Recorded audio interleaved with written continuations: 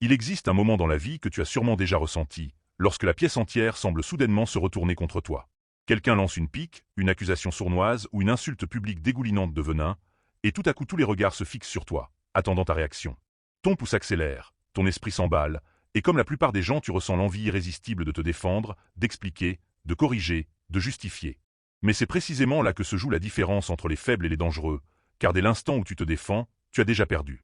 Niccolò Machiavel l'avait compris il y a des siècles. L'homme qui se défend s'agenouille devant son accusateur, accepte son cadre et admet qu'il a le droit de le juger. L'homme fort ne fait pas cela. Il laisse l'accusation flotter dans l'air, brûler dans le silence, jusqu'à ce que l'attaquant finisse par s'étouffer avec ses propres mots. Se défendre donne l'impression de laver son nom, mais en réalité le pouvoir ne concerne pas la vérité, il concerne la perception. Et la perception est façonnée par les cadres, ces règles invisibles du champ de bataille social. Dès que tu dis « ce n'est pas vrai » ou « tu ne comprends pas, laisse-moi expliquer », tu as déjà accepté leur réalité et tu leur as donné autorité sur ta réputation. Même si tu gagnes l'argument, tu perds, car l'acte même de te défendre te rend suspect. Seuls les faibles se précipitent à se justifier, les forts laissent le silence agir pour eux. Machiavel aurait dit « celui qui explique, se soumet ». Pense à un lion.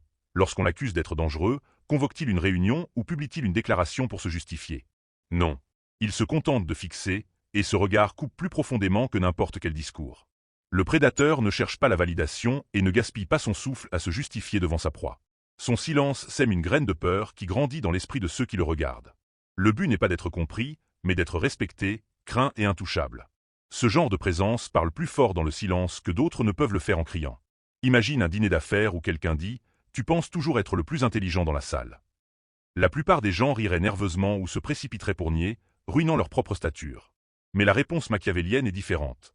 Tu fais une pause, tu restes calme, tu ne dis rien, et cette immobilité renverse le cadre. Soudain tout le monde se demande pourquoi tu n'as pas répondu. Est-ce que l'attaque t'a glissé dessus, ou sais-tu quelque chose que j'ignore? L'attaquant commence à se tortiller sous le poids de ses propres mots. Voilà comment on gagne sans lever le petit doigt. Le mystère est puissance, car plus on te comprend, moins on te craint.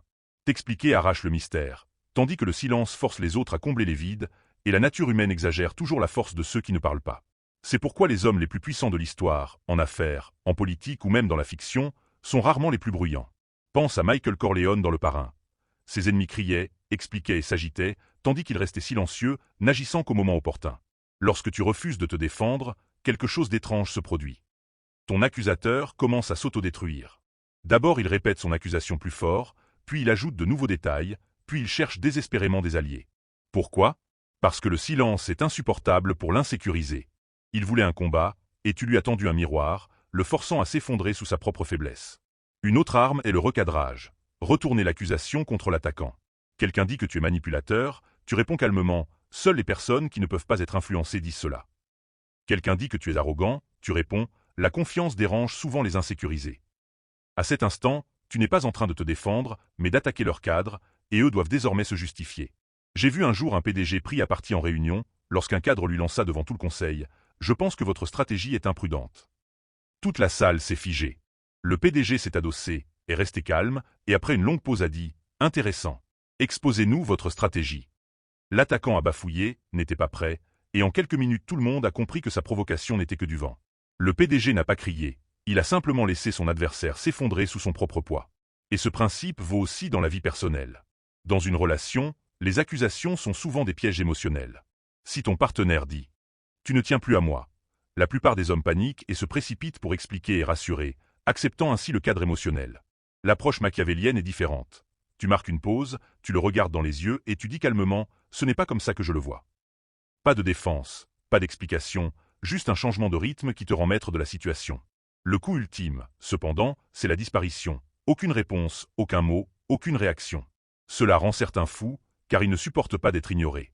Ils essaient de plus en plus fort de t'attirer dans leur jeu, et à chaque tentative ils paraissent plus faibles, plus obsédés, tandis que toi, tu restes intact. Le véritable stratège machiavélien utilise 3 outils. Le silence, qui force l'autre à porter le poids de ses propres mots. La déviation, qui retourne la lumière sur l'attaquant. Et les phrases tranchantes, courtes et précises, comme « noter »,« pense ce que tu veux » ou « étrange que la confiance dérange les gens ». Ce ne sont pas des défenses, ce sont des armes. La réputation est fragile, mais l'aura est indestructible. Une bonne réputation peut être ruinée par une seule rumeur, mais une aura forte fait hésiter quiconque à s'opposer à toi. Et voici le paradoxe. Lorsque tu ne te défends pas, les autres commencent à te défendre. La foule parle pour toi, te protège sans que tu n'aies à lever le petit doigt. Le plus haut niveau de pouvoir n'est pas seulement le silence mais la présence. Cette aura calme, immuable, intouchable qui fait que les accusations s'évaporent avant même de t'atteindre. La loi de Machiavel est simple. L'homme le plus dangereux n'est pas celui qui attaque le premier, mais celui qui n'a jamais besoin de se défendre. Lorsque tu cesses de te justifier, tu cesses de vivre selon le jugement des autres, et tu commences à te définir toi-même, forçant le monde à s'adapter à toi. À partir de là, plus d'explications, plus de justifications, seulement des gestes qui déplacent le pouvoir en ta faveur. Car au final, l'homme qui ne se défend jamais n'en a jamais besoin.